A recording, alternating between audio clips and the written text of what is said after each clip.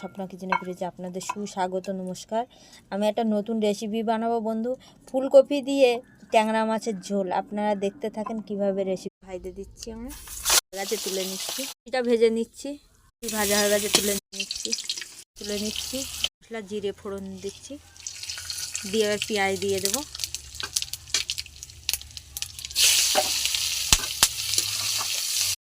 আর এই টমেটো কাঁচা লঙ্কা দিচ্ছি, আর একটু লবণ চামচে 1 চামচ দিয়ে দিচ্ছি।